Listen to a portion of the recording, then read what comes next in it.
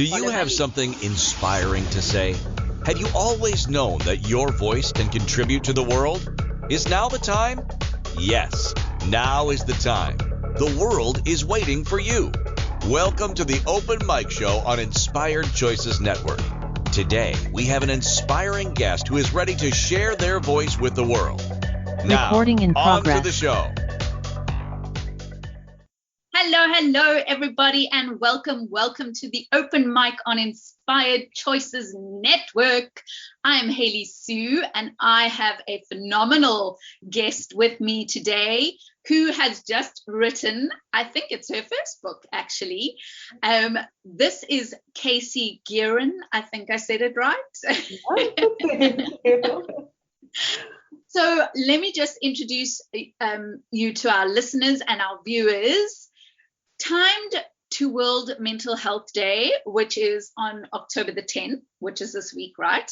Mm-hmm. And during Health Literacy Month, Casey, former Self magazine health editor, self-professed symptom Googler, and author of the new book, It's Probably Nothing, reveals why we're so anxious about our health and how to navigate the wellness scene without panicking or falling victim to harmful fads.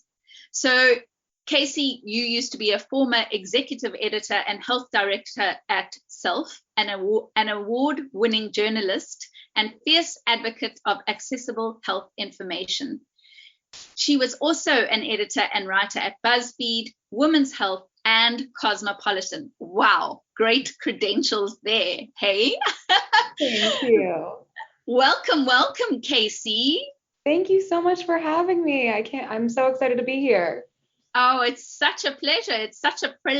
We love to have inspiring guests on the show that can offer our listeners and viewers, something completely different. And wow, your book, It's Probably Nothing, is definitely different. So tell me, how did you get to this place of actually wanting to write this book?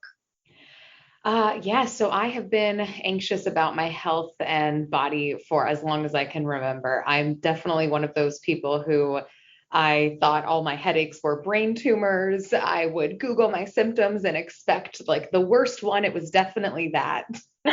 And ironically, I became a health editor. So not necessarily the career choice I would suggest for someone who thinks that they have, everything they read about.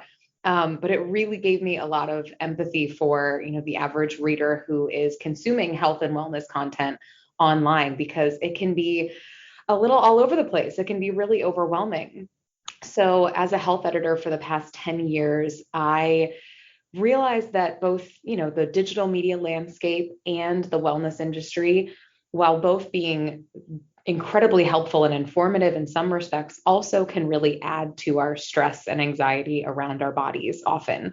And I noticed that some of the same tools that help me be a better health editor, being able to dig through that research and all that medical jargon, knowing how to discern between a legitimate source and a not so much legitimate source, right, is something that the average person could really use to help navigate all of those wellness messages we're getting all the time. So that was kind of the crux for the book. Wow. So I just want to touch on that, that you say you're anxious about your health. So going into writing about health things, didn't you find that you started to create those symptoms in your body as you read about different diseases and things? Yeah. I mean, I think no more than when I was, really a health editor working in this every day, right? So I was writing and editing stories that sometimes were health news stories, sometimes were features on people with certain illnesses, or sometimes just like explainer kind of content about a particular illness. And I mean, there would be ones where you're like, oh, I have that symptom that is incredibly common, but maybe it's that. And it definitely was something that just kind of was in the back of my mind throughout my career. And when I sat down to write this book, I think I was more at the stage of understanding a bit more of where this came from for me. And also just how paying so much attention to our bodies and our health and getting those messages, all the time in the media and social media and advertisements and wellness products kind of contributed to that. So I honestly think that reflecting on all of that for the book was a little healing in a way. Well, that's good to hear. I'm glad that was healing, because as I was reading your book, and I quickly just skim read through the entire book, but I kind of got like, I could feel your anxiety, right, that you have around that. Now, I don't suffer from that at all. But I was told after I'd had my baby that, and I know you mentioned cervical cancer in your book, that I had abnormal cells. And I know this is one of your stories, right? And then, because my doctor was German, there was a little bit of miscommunication in how he presented what was happening in my body. And gosh. I didn't even go and Google, actually. I mean, it was 2007, so I wasn't really a Google fanatic back then. Still not. That's good. That's a good thing. I understand how you can go from 0 to, oh my God, I'm dying in like 5 seconds, right? And then add a newborn baby to that, and oh my gosh, your whole life. And oh my God, I'm glad that you didn't turn to Google at that moment. It probably wouldn't have helped. No, luckily I thought, no, let me just get a second opinion. Yeah, no, which is what your book is all about, right? Is going back to go to the people that can give you the real answers. Exactly. Because often the easiest and most convenient option, of course, is going online, right? It's right there. It's free. It's going to give you limitless information, but sometimes having access to all of that information can just, you don't really know where to start and where to end. And if you are looking for reassurance or confirmation, of maybe a fear that you have, you will likely find it the more that you Google. Right? You definitely. I mean, you can definitely Google a symptom and go, oh, yes, I've got that. Yes. Oh my goodness. Right, exactly. What was I going to say? I was going to say something about your book. Oh, listening to your body. I love that you put that in the book, because I'm a bit of a holistic kind of wellness practitioner, more on the alternative side. So I love that you put in there that you should be listening to your body. So can you just expand a little bit on that for us? Of course. So, working as a wellness editor for so long, that's advice that you see in almost every article, right? Like, listen to your body, your body best. And I think it's such a tricky line to follow, because you do want to, of course, listen to your body and feel like you know what's going on, to some extent.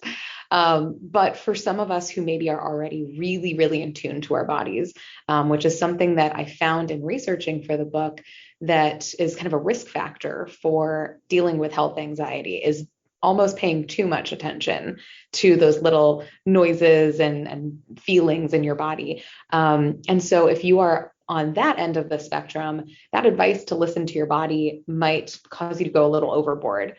So I think it's such a tricky concept to think of, because you do want people to feel empowered, to know that that they have, really valuable information to give their doctor in a productive conversation about what's going on, but not to have it keep you up at night if it's something that, isn't necessarily medical in nature. Wow. I just, this book can be helpful to so many people. I mean, you talk about healthcare, and you just talking about in the United States, right? Right. Yes. It would have been a much bigger book if I was trying to tackle it internationally. So reading it I'm South African, but now I live in the UK, right? Okay. So healthcare is very, very different in both those countries. Well, in South Africa, it's kind of, I won't say non-existent. Actually, we have very good medical care, but only if you have medical aid. I see. Okay. So I know you talk a lot about this in your book, and how can people get the help, because I think this is important. If you don't have medical aid, you are talking about the United States. Right. So how do people find the places and spaces where they can get the help that they deserve? Right. It sounds like what you're describing is similar to what we have in the US, which is, you can have amazing healthcare if you have the resources to get that healthcare and know where to go. And that privilege doesn't even necessarily stop at having health insurance, right? It can also include things like having specialists nearby to you, having, reliable childcare and transportation to get to these appointments. So there's so many barriers to accessing care that really make sense of why people go online to answer their health questions. But a few resources for people, I want people to realize that even if you don't have health insurance, you're still deserving of the same compassionate, accurate, evidence-based care. And one place to get that are federally qualified health centers. So in the US, those are either low cost or no cost care and services. And you can find those by going to your state's health department. Now, whether you do or don't have health insurance, I think another thing that many people don't think about are the prescription discount codes and sites. Those are a game changer. I feel like that's something that they just don't tell you about. No one tells you. Nobody ever tells you where you can get the discounts, right? I know. It's like, that is the valuable information that we need. So those can be really helpful in the US. I don't know if this is everywhere, but GoodRx is a really great website that you put in, any prescription that your doctor is prescribing you, and it shows you locations around you, whether it's grocery store, drugstore, and what exactly you will pay out of pocket at different places, which is just, can save you a whole lot of traveling around and just a lot of headache. So there's my last chapter of the book is kind of all of those tips on finding more affordable, accessible care. But really what I want people to realize is that you should feel confident and empowered to do that, even though it takes work. It's worth finding a healthcare provider that you feel comfortable with, that you trust, that you will take their word for it, and that treats you as a whole person. And that's so important, because when you feel like, well, I don't have the money, I don't have the ability to go and see a professional, and even if you do and you scrape together all your money and you get there and you treat it like absolute rubbish, right, for want of a better word, for a good word to use. You deserve to be, it's your health. Right. I think if COVID has taught us anything, it's that without your health, you're not here, right? Right. And it's funny, we try to be conscious consumers in so many respects and know that, if we're spending money on something, we want it to be something like a company that we, appreciate their values, that we feel good about doing business there.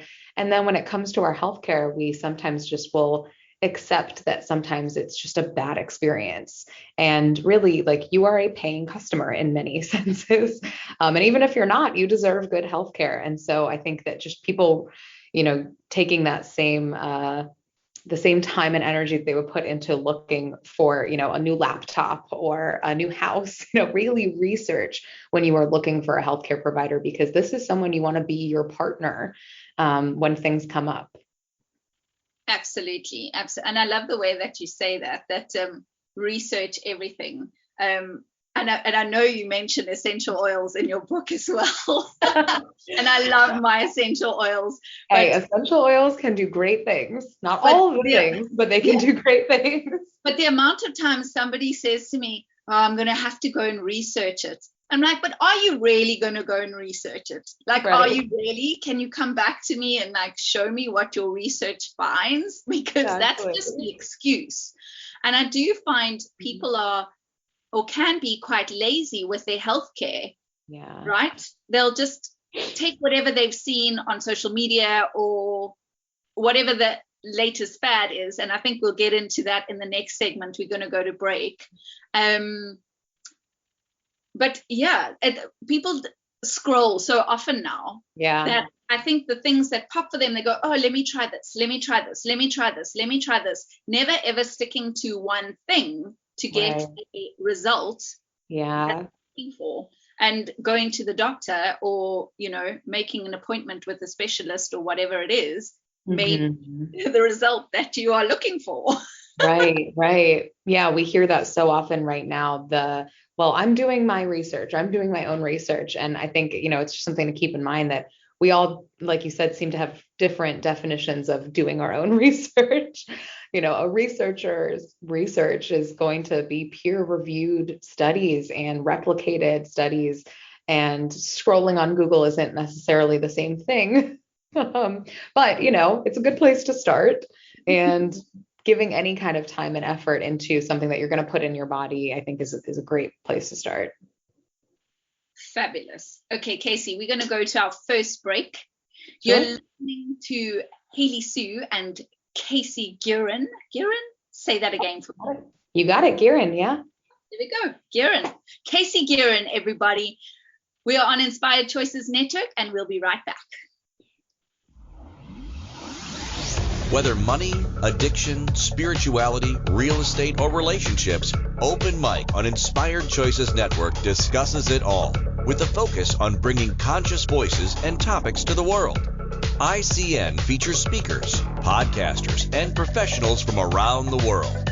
Do you have something inspiring to say? Get on the air today with the Inspired Choices Network Open Mic Show. The Open Mic Show is your time to shine and inspire our global audience. Claim your spot today. Simply contact our network at openmic@inspiredchoicesnetwork.com. Forget the days of 5 minutes of fame. Now you can have 55 minutes of fame.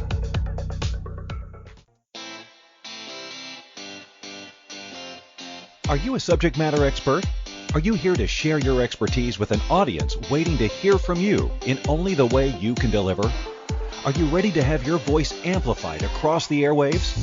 Inspired Choices Network has a global radio platform streaming to millions of people across the world. Professionally produced and supported by an accomplished team every step of the way, you can broadcast from anywhere in the world, knowing your voice matters, and we ensure it is delivered with ease and efficiency. Eager to hear your message, the world awaits. Contact us today to become an Inspired Choices Network radio host. Email becomeahost@inspiredchoicesnetwork.com. You are listening to the Open Mic Show here on Inspired Choices Network. To participate in the program, join our live studio audience in our chat room at inspiredchoicesnetwork.com. Now, back to the show. Welcome back, everybody. You on the Open Mic Show on the Inspired Choices Network, and we're chatting to Casey Gueren about her book, It's Probably Nothing, which is all about healthcare and how to decode and debunk all the stuff that we find on Google and help those of us with health anxiety, right? Did I use the right terminology? Yes. Yeah, definitely. So let's chat a little bit about this researching and considering our sources. What would be your top pointers for people to check when somebody says, well, I'm going to go and research and check out these sources? Yeah, absolutely. So first, this comes back to we learned this in elementary school, right? The difference between primary and secondary sources. So right now, primary source is going to be who did that research or where did that data originate? And often we are getting secondary sources. We're thinking even a researcher or a doctor that's writing something on Facebook as being a primary source of that information. And they might be talking about a study that they had nothing to do with or research they had nothing to do with. So just trying to go back as far as you can to where did this data originate? Where is the evidence for this claim that's being made is really the first step. And then when you're looking at, okay, who are the sources that I trust? Of course, as a health editor, I'm going to name all the obvious ones like the CDC and the National Institutes of Health and the World Health Organization. But I know that not everyone wants to just get their health information from those sources. We like reading our newspapers and our magazines and our wellness blogs, and I think that's fine. But when you're looking at the way that they source things, the way they report things, you want to look for brands that really do have a proven track record of reporting on health responsibly. Do they have dedicated, trained health reporters? Do they show their sourcing? Are they very transparent about their fact checking and research process? Do they have a fact checking and research process? These are all things that if you're going to be sharing their content, engaging with it, or changing your life in any meaningful way because of the advice, it's just a good thing to, again, do your research on those brands. And I love one of your headings in the book. Never trust the phrase research shows. Yeah. And I know people are like, you just said research, and yes, research is good. But this is something that I noticed as a health editor, and I'm sure other people will notice once I point it out. But often when you're reading an article, you'll get a sentence that's like, research shows going to the beach makes you happier, which, like, yes, sure, obviously. But okay, are they linking to the research that showed that? I'd love to see that study. I mean, who paid for that study, right? Why wasn't I invited to be one of the participants? Like, how do we sign up? Yeah. So, if you can find, if they're showing you, if they're clearly linking back to that research that they're saying research shows, that's great, because that is, showing your work. It's allowing you to go and see, was this based on, rats? Were the rats happier at the beach? And they're generalizing those findings to humans. Was it something that was done on 5 people or 5 million people? Obviously not 5 million, but you want to look through the research and see, are the findings or the claims that are being made in this article really supported by what they actually studied? And so often it's not. And that's frustrating, when you see those headlines that are like that's a little bit of a stretch, like the ones that are, tequila helps you lose weight, or champagne boosts your memory, or coffee makes you more productive. Like, yes, that probably is right. But you always want to see the actual research, because it might be that they are really extrapolating from either a small sample size or a sample size that's not like you, like 10 college-aged men or a bunch of mice. Well, and as you say, read the article, because the heading of something may be completely different to what's actually written in the article. So many times I've clicked on an article because I thought, really, how can that be? As you say, like, whatever, tequila makes you skinny. Right. Click on it, and then it's like, well, studies show that this, but it's something so completely different. But people just read a headline and never read the actual article, right? Right. And we remember that headline, even if you didn't even, often we'll get push alerts to our phones, right? And we ignore it, we, swipe off of it, but we read it and we remember that. And when that topic comes up again, we're like, oh yeah, I read something about that. And it's like, you didn't actually read something about that, but you saw a headline, and that's fine. But it is really on the responsibility of the media brands to make sure that you're presenting the full story and not using a clickbait headline. And, there's reasons why that happens. But it's something that I've always tried to be conscious of in my career. And I think that a lot of brands are doing a lot better with it. So because coming to that, let's get back to the Instagram fads that you talk about, because that's, well, picture and headline based, especially on this. Right. And those can be so tempting to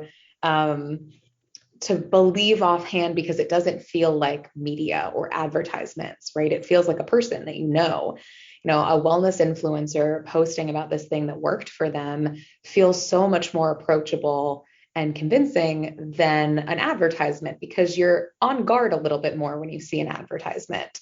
Whereas that person might have gotten paid or might have not, but it just feels a lot more informal. And so I think that that's something that we should just be aware of, is that when influencers are posting wellness products, especially if it has, hashtag ad on it, take it with a grain of salt, of course. But also, do that research of going to the website. Don't just buy something off Instagram that you see. They make it so easy to do. Like, you don't even have to go to the website, but you should, because if they're making a claim that something's going to help you lose weight or brighten your teeth or get rid of cellulite or whatever, you want to see where those claims came from. And often you'll go to these websites and they will say, these are science-backed ingredients. We have evidence-based claims, but they might not link to those studies. And so that's where you should be doing a little bit more reading before you buy into those products, because often we think, oh, well, it's not, a prescription. It's not an antibiotic, so it can't harm me. But we know that lots of natural substances can be harmful. Lots of supplements can interact with foods or drinks or other medications that you're taking. So just having that same level of skepticism when we approach things that we see on social media that we might if we were in a doctor's office. So while you were talking there, I was just thinking about, what's your take on why people are looking to improve their health now on their own instead of going to the professionals? It's a great question. I've seen this kind of sea shift, this change over the last decade of working in this industry, that people do want to have more of a say and more of a role in taking care of their health. And I think that a lot of that comes from, we know that a lot of women, and particularly marginalized women, are feeling and being dismissed by their doctors, or not getting the care that is inaccessible or unaffordable or stigmatizing. And when you're not getting the care that you need, you're going to look elsewhere. Right. And I think that so often these wellness fads, these wellness brands crop up because of cracks in the system, of needs that are not being met, of people, mostly women, who are fed up with not being heard from their doctors. Often I see these wellness fads being things that are around women's health and sexual and reproductive health care. And I do think that that's not a coincidence, that there are huge gaps in what we know and what is being studied and what is being offered to us in these realms. And so when other brands that don't necessarily have the evidence behind them, but have a lot of empathy and are giving options to women for the first time and listening, to me, it's just not a coincidence. I think that these are in response to that. Fabulous. Yeah, I really I agree with that. But I also kind of want to say, we want to take more control of our bodies. And I mean, and at the moment, the fad is, right, we read, most people, not most people, should I say most people? Many people will now read ingredients, as you say. They will, check all these things. But then again, how do we know? Because, as you say, of all this information, it's misleading, because we told, well, this is toxic, but now it's not. Well, this is, but now it's not. So you kind of caught in this spiral of, you want to do better for your body, right? But how do you even get there? Right. And I wish there was an easy answer that's like hidden in my book. But I think the real thing is that I want people to be aware of that really frustrating, predicament that we are in. Because yes, I think it's great that we want to be more informed about what we're putting in our bodies. And we want brands to be more transparent about their ingredients and their practices. But at the same time, then we look at these other, wellness products, and we don't necessarily hold them to the same standards as traditional mainstream Western medicine. And I think that that's a mistake, right? We don't want to just assume that because something's an alternative, it's got to be the best, it's got to be harmless. Like, what could it hurt? I'm the complete opposite. Like, I hold everything natural to a much higher standard. I'm like, no, come on, this is not. Because my son is asthmatic and has eczema. So I'm very aware of ingredients for cleaning the house and using detergent and all that kind of stuff. Right. And, this is a healthy, environmentally friendly detergent that you can use. And then I look at it and I say, but it's got perfume in it. Right. I can't use perfume, but just because it's natural, it will still affect him, right? Right. So I think I'm the opposite. Whereas I hit those natural things hard. I'm like, no, this is not. Even if it's considered natural to you, it's not actually. It's got stuff in it that will still harm him. Right. Yeah. It's that line between what's marketing and what's actually something that's informing, what's on the ingredient list. I'm the same way. I have such sensitive skin and I read everything and I know that whatever's on the front of the package means nothing. It's whatever's on the back of the bag. Like you don't even need to look at the front. Exactly. Okay, Casey, let's go to our second break. You're listening to Open Mic on the Inspired Choices Network. I'm here with Casey Gueren and her book, It's Probably Nothing. That's what we're discussing today. So catch us on the other side of this. Whether money, addiction, spirituality, real estate, or relationships, Open Mic on Inspired Choices Network discusses it all with a focus on bringing conscious voices and topics to the world. ICN features speakers, podcasters, and professionals from around the world. Do you have something inspiring to say? Get on the air today with the Inspired Choices Network Open Mic Show. The Open Mic Show is your time to shine and inspire our global audience. Claim your spot today. Simply contact our network at openmic@inspiredchoicesnetwork.com. Forget the days of 5 minutes of fame. Now you can have 55 minutes of fame.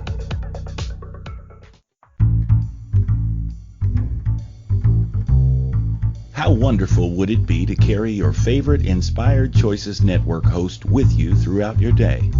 Well, now you can. Inspired Choices Network now has its very own mobile app. Our free app offers live streaming shows, along with thousands of podcasts and TV episodes. Our shows cover a wide variety of topics. Whether you're waking up with us, carrying us through the day, and taking us to bed with you, we're always here for you to enjoy. We're easy to find. Just search for Inspired Choices Network in the Apple App Store or Google Play Store. You are listening to the Open Mic Show here on Inspired Choices Network. To participate in the program, join our live studio audience in our chat room at inspiredchoicesnetwork.com. Now, back to the show. Welcome back, everybody. I'm Haley Sue, your host today on Open Mic on Inspired Choices Network.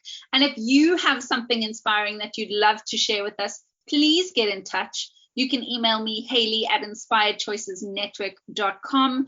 If you have a special message or a book or something that you want to get into and out to the world, I look forward to those emails in my inbox. So we're talking to Casey and her book, It's Probably Nothing. Casey, before we jump ahead, can you tell us where can we find this book? Yes. As of yesterday, you can. Oh, yes, of course. Here's the book. Here she is. Is this your first? This is my first book. And yes, writing a book about health anxiety during a pandemic was a lot. But yes, as of yesterday, when it published, you can get it wherever books are sold. I, of course, suggest any of your favorite indie bookstore. Bookshop is a great, of course, resource to order from one near you. Amazing.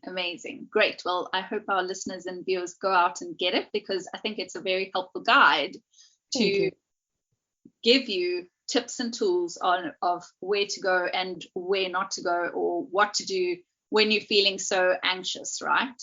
Yeah, thank you. So I'm curious, there's one heading: if you're going to spend money on a wellness hack, let it be this one. Do you want to expand? Sure. So I know it's that's my clickbait headline right there, right? I wanted to bring people in and kind of show that often we do look for and expect these new, surprising, sexy, cool supplements and stuff to work, but really it's the boring, age-old advice that's often the best wellness advice. And in this case, what I'm referring to, preventive care. So as we talked about earlier, finding a trusted healthcare provider, someone that you can go to for a physical, for a flu shot, making sure that you're up to date on your vaccinations.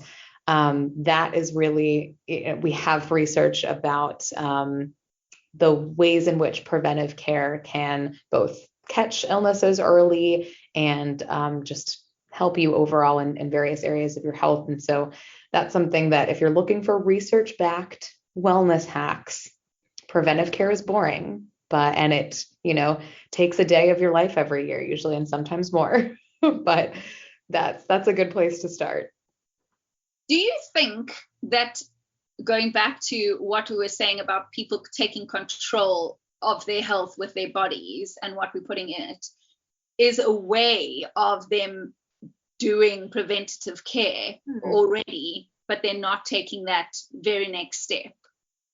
That's a good question. I think it's tricky because it could be, depending on the person. I say in my book that, I want people to get care however they do feel comfortable getting care. And that might look different for different people and depending on your situation and your resources. But I would caution against DIYing, your preventive care, because you might be missing out on a lot of things. Even if, we think we know our bodies best, we don't necessarily have the same full picture and the tools and resources that our physicians are going to have. And I know that there are a lot of new kind of like concierge medical practices popping up that have a lot of testing available. And I think that, it does raise the question, well, if I can do, my testing at home, is that good enough? And I mean, I think it's better than nothing, of course, if you're going to be getting your STD tests at home. I mean, at least you're getting STD tests. But is that the same as getting a pelvic exam when you need one, or a cervical cancer exam when you need one? No, not necessarily. Of course, you can't necessarily do that on yourself. So I think it's not an either or, but I think both, definitely has a place.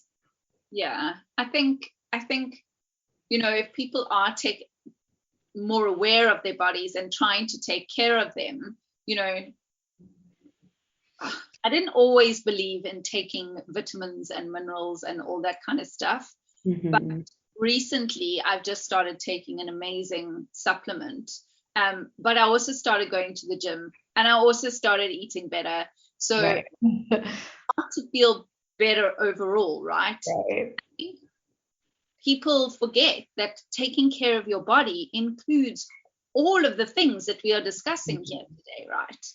Right. As setting up your once a year, or whatever it is, like me, twice a year, I go for a pap smear because that's what I have to do right now, right? Right. So it's about everything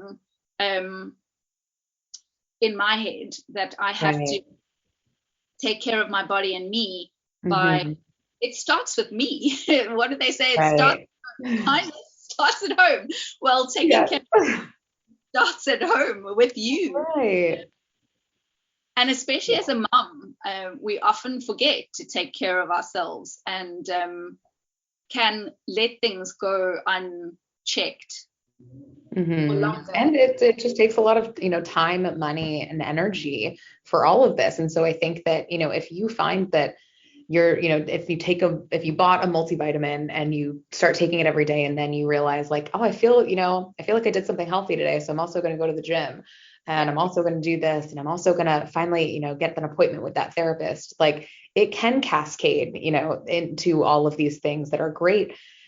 It doesn't mean that, the vitamins are doing something. Who knows? Who's to say, unless you go to your doctor and you had a deficiency of some sort. I've had so many physicians tell me in various articles that multivitamins can be just like expensive urine because a lot of people don't need them. But if it's something that's kicking off, something else, and you are cognizant of what exactly you're taking so that if it could interact with anything else that you're taking, and you're, making your physician known of that, then it might just be something that helps kick off, that cascade of other, healthy behavior. Yeah, I think it becomes a mindset thing as well. It's like, because I'm now starting to focus more on me and my health, therefore it's that, as you say, that cascading effect of, okay, we're going to take better care of ourselves. And so right, that's a good thing. Yeah, exactly. Yeah, whatever does it. If it's going to make you feel better and get you to be proactive in your health care, right, then the vitamins. Right, exactly. Yeah. And that's something I talk about in the book with wellness fads. It's, I don't want to always be that downer of like, nope, that's doing nothing. Nope, you just wasted your money on that. You start to feel that way as a health editor, constantly debunking things. But that's not to say that, everything in your self-care toolkit has to be rigorously researched and only coming, from a physician. We can just experiment and do things because we like them and we want to try things. It's just being mindful of the difference between the two and being mindful of the marketing behind these things. And, I say if something kind of makes you feel like crap, it's probably not like the marketing's like, you would feel a lot better if you did this. And that's a kind of a red flag. That's not probably going to kick off that spiral of feeling good about yourself and taking care of yourself the same way that something else might. Right. So Casey, give us a kind of overview or I know it's a very in-depth book, so trying to give me your top 3 tips. Let's talk about the Googling. How do you stop yourself from going to Google that you're dying now? Oh, yes. I mean, I'm not going to tell people not to Google because, I'm still creating health content out there. I want you to click on it.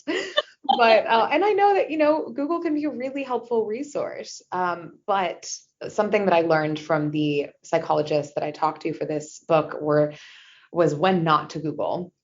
And a big question they suggested asking yourself is like, what are you trying to gain from this? Are you reassurance seeking right now? Are you seeking some level of certainty on the other side of these search results that you are not dying or that it is actually that scary thing that you think it is? And if you are Googling with that intention, you're not probably going to be satisfied. You're probably just going to keep scrolling and you're not really going to get the information that you're looking for. Whereas if you are, in the example that you had said earlier, if, your doctor said something and you're like, I want more information on that before my next appointment. Sometimes we're lying to ourselves when we say that. That's fine. But sometimes we really mean it. And if you do just want to get that more information, then I think that that's a fine intention to have. But I do give some tips in my book about how to Google smarter. And one of them is instead of just Googling, the phrase that you are freaking out about, like, let's say, one of the examples in my book is about cervical cancer scare. And so unless you could just Google cervical cancer and you're going to get a ton of search results and it's going to be a lot to go through. And that can very quickly have that spiral of panic for a lot of people. I have a chart in my book about some great primary sources to use along with your search term. So in that case, a great source to use, especially if you're in the US, would be the National Cancer Institute or the American College of Obstetricians and Gynecologists. Either of those are going to have research-backed, they're major medical organizations that are going to give you just what you need to know and not a ton of other scary stories and anecdotes and statistics that are going to ruin your afternoon. Oh dear. Well, we are coming up to our last break and we're going to wrap up your book in a pretty little bow in our final segment. You're listening to Haley Sue on the Open Mic on Inspired Choices Network. We are chatting to Casey Gueren about her book, It's Probably Nothing. We'll be right back after this. Whether money, addiction, spirituality, real estate, or relationships, Open Mic on Inspired Choices Network discusses it all, with a focus on bringing conscious voices and topics to the world. ICN features speakers, podcasters, and professionals from around the world. Do you have something inspiring to say? Get on the air today with the Inspired Choices Network Open Mic Show. The Open Mic Show is your time to shine and inspire our global audience. Claim your spot today. Simply contact our network at openmic@inspiredchoicesnetwork.com. Forget the days of 5 minutes of fame. Now you can have 55 minutes of fame.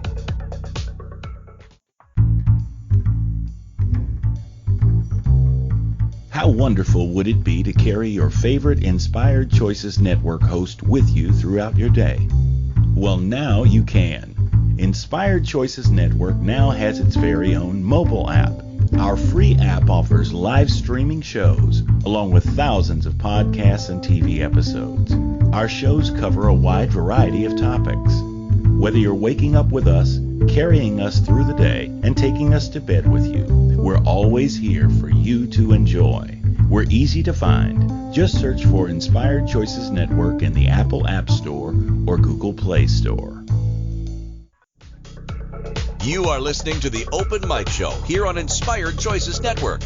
To participate in the program, join our live studio audience in our chat room at inspiredchoicesnetwork.com. Now, back to the show. Welcome back, everybody. I'm Haley Sue. We're talking to Casey Gueren about her book, It's Probably Nothing. Now, we're coming to the end of our show, but before we do, I just want to read this little excerpt from your book. And it's also at the end of your book, actually. Ask so many questions and know that you are deserving of answers. If you take away one thing from this book, I sure hope you remember the importance, not to mention the power of asking questions, because I promise you aren't the only one who has whatever question you feel too silly or uninformed to ask. Right? That is so important. And I mean, that comes from being a kid in class and feeling too stupid to put my hand up to say, ma'am, what about this, this, and this? Or I don't understand this, right? Because you're going to be made fun of. Yeah, and especially when you're in front of a doctor, right? They're saying all these words that you maybe haven't heard before, and they are making you feel rushed, and you often are just like, and you're like sitting in a paper towel, basically. Like it's a very vulnerable position to be in, physically and emotionally.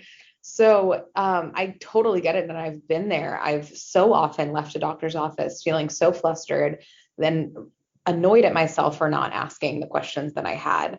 And then, well, do I call back? Do I try to go back? And it's a lot. So, but as a health editor, my job has been the best job in the world, getting to ask all of these doctors questions all the time. And so often, they're like, oh yes, I hear that all the time. I get that all the time. And, I know that it can be really hard to be in that position to ask those questions, but I just want people to realize they are not the only one. And that, again, you're a paying customer. Like, you should get all of your questions answered. But I can definitely say, from analyzing the search data for many websites, people ask, or Google at least, the same questions. And there's a lot of very funny ones that have, tons and tons of search traffic, and you should not feel embarrassed. Well, I think that's a whole other conversation, isn't it? About going into a doctor's rooms where you are made to wait for hours, then you are rushed in, as you say, in this uncomfortable environment, and you are pressured in, like, he's got 10 minutes with you and then you're out of there. If you don't have those questions written down, you are going to forget them. Yeah, I always say to write them down. Yeah, have them in your phone and in the notes app, and have your phone in your lap if you can, when the doctor's there, because sometimes they usually and should end with, okay, do you have any other questions for me? But if they don't, make sure that you get those questions answered. Yeah, absolutely. Absolutely. And again, just know, there's a beautiful blue block in your book. Ask questions. Ask all your questions. Ask the obvious questions. Ask the same questions to multiple people. Yeah, I mean, that again is something that I learned as a health editor. And, most of the places that I've worked, you want to not just interview one source for a story, you want to interview multiple. And I know that not everyone has the luxury of being able to get second and third opinions, but I find so often when I'm reporting a story that I will get vastly different responses and recommendations from different sources who may specialize in the exact same thing. And so it really does show you that there's not always one right answer. You're not crazy or silly for not loving maybe the response that you got from your doctor. And who is to say that you might not get a very different one if you have the ability to go to a different doctor. So if you don't, have that ability, making sure that you do ask, well, why are you recommending that for me? And can you explain how that works? Because so often we don't ask. And I've, again, had the luxury of asking those questions as a journalist, and I'm always fascinated by the response. And I wish that those were the conversations that we had the time to discuss in the exam room. Absolutely. I mean, I know when a doctor's prescribed me something, I haven't had the guts to say, well, why are you prescribing that? Yeah. Because who am I to judge his professional knowledge and ability? Because that's what it feels like to me, right? When I say that, well, he'll go, well, because I'm the doctor and I say so. And that is not the right response.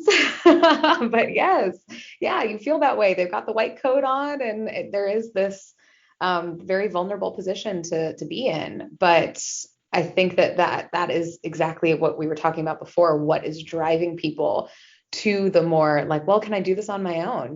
Because I don't love going somewhere where I feel stigmatized or discriminated against or dismissed. And so I totally get it. And that's why I wrote this book, because I just felt there was a gap for the people who, were like you and I, skeptical of the things that we're seeing online. That's like, well, this is the alternative to this. And you're skeptical, but you're also frustrated, and you understand why you're tempted by that thing. Yeah, well, and the feeling of, as you say, dismissed and not heard. Yeah. We're not being heard. And I think that is definitely a greater conversation that needs to be had. Yeah. And I thank you so much for writing this book and bringing it to the world, because so many people do need some help with how do we get through all this medical jargon, and they make it so difficult for the layman. Right. It does. Yes. And when it comes to, doing your own research, and people say, well, that's the antidote, right? Like, do your own research. Well, those studies are very dense and they're a lot to read through. And again, as a huge part of my job, I don't suggest it as a hobby. Like, that is a lot, and you shouldn't have to do that. Which is why, again, I think it's great to find brands and publications, news organizations, magazines that you do trust their reporting, that how they're doing their reporting and sourcing it, because you are going to get more conversational and accessible, distilled information that way. But knowing, how to play that game of telephone and kind of go back to the original source is really helpful. It is indeed. Well, Casey, it has been an absolute privilege to interview you today. I wish you every success with your book and all your new ventures and adventures that you will be having in the future. I hope the book, It's Probably Nothing, goes on to help many, many people, just like you and just like me. We are quite different, but yet it's so helpful. Thank you. I so appreciate you having me on. And yes, I hope that, if this book can help me, not look at my body as a ticking time bomb all of the time, I hope it can help other people deal with all that we have going on right now. Thank you. You've been listening to Haley Sue and Casey Gueren. We've been talking about her book, It's Probably Nothing. You can find it on Amazon or any of the bookstores within the US. And yeah, Casey. thank you for listening to the Open Mic Show today.